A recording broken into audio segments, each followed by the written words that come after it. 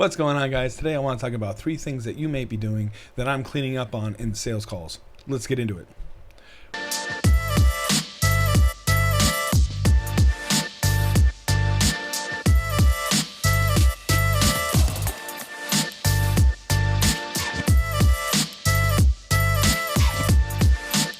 Well, hello. Welcome back to the channel. My name is Scott King. I run a DJ company in Orlando, Florida, www.djsorlando.com if you want to check that out. I also run a coaching business where I'm able to teach the frameworks that I learned from NLP, hypnosis, and other internet marketers in order to build my business and scale it. I've had $100,000 growth for a couple of years. So, number 1, let's get into it. The first and most important one is, are you telling your leads that their music sucks?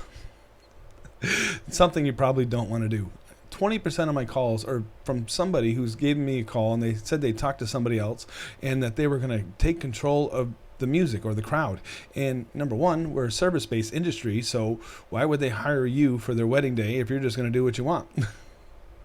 So I've had a few phone calls like this, and the way that I break it down, which makes me clean up 90% of the time, is that I tell clients that, hey, look, we know it's your wedding day. It's a service-based industry, so we want to make sure that we execute your day with your best vision in mind. And I tell them they fit into one of 3 buckets. Bucket number 1 is, well, you could give us a playlist and we could just play from that. And if you don't care if it kills your dance floor, we're fine with that. If you're fine with that, I mean, we charge for time, which they just made the job easier. Number 2 is that, well, here's some ideas of a playlist and kind of go from there. And feel free to, correct, depending on what's going on with the crowd, because you may put something on paper and it may not make any sense, in the heat of the moment. Alcohol is flying, whatever, people are celebrating. And then there's bucket number 3 where they're like, hey, look, we know you're the DJ and we hired you to do that part. So we have other things to go plan, which just makes that easier. So when you present an idea with 3 different options, you've then given them, a choice to fit into one of the three buckets. And you can also, backframe it with how many events you do. So I usually say something like, well, we've done 300 events a year and we found that people fit into one of these 3 buckets, and then they place themselves into one of those and then give you an idea of what they're looking for their big day. They don't want to hear that you're just going to take control, and who cares? It is their wedding day. They are hiring you for a service.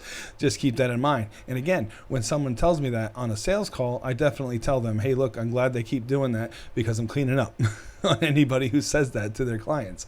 All right, so number 2 is pretty important as well.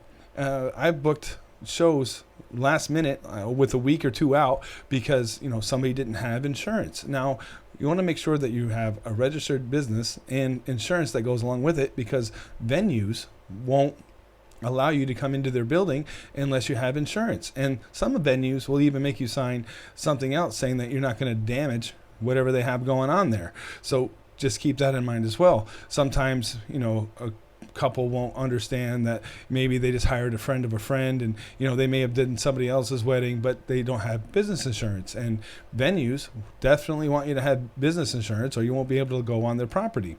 And another mistake people are making that I'm finding that's helping me out as well is that they just basically want to jump to price. And it's like, oh, here it is. Do you want it? Take it or leave it, which is fine. If you're running a business and you want to kind of cut down tire kickers, which is okay. And depending on where you are in the market, that makes sense, right? So basically, if you're just starting out, you would want to make sure to create intrigue with your service. Now, what makes you different than somebody else?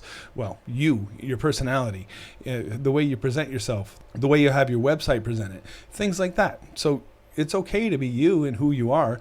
It just finding the right people that make sense for what you offer. And then as you build up your resume and your gigs that you've done and getting, Google reviews and that kind of thing, you'll be able to charge more. So it all depends on where you're at with your business. Now, remember, the market sets the price because people in your market may be able to charge a whole bunch of money. And then there's other people that charge on the other end of the scale. And then you want to figure out where you fit in the middle. Or maybe you want to be in the end and then work your way up to something higher. And then you wouldn't want to jump to the highest price if you haven't had, the backing to charge that much. Maybe you haven't had the experience. And as time goes on, you'll be able to do that. Now, just keep that in mind. Are you communicating the value too? Keep that in mind. Like, why would I hire you? Do you have the right gear? Is it going to sound right? Have other people liked what you've done? And those are things you want to keep in mind when you're on a sales call. Also, when you're on a sales call with somebody, you can, and if you don't have a lot of experience, you can just ask them what they're looking for and then see if that makes sense with you, other than you telling them, hey, I'm just going to take control of your day because that's the only way I know how to do it. Remember, somebody wouldn't be on a call with you unless you could fix whatever problem that they have. And I got a phone call right now. Keep that in mind when you're doing your sales calls. And if you want to learn how I was able to build my business, make sure to check out www.coachscottking.com. What's going on, guys? Hope you guys liked that video. I'll go ahead and leave a link somewhere over here on how to see some more videos. Kind of learning how that works, how the links work. But anyway, we'll check you out on the next one. Boom.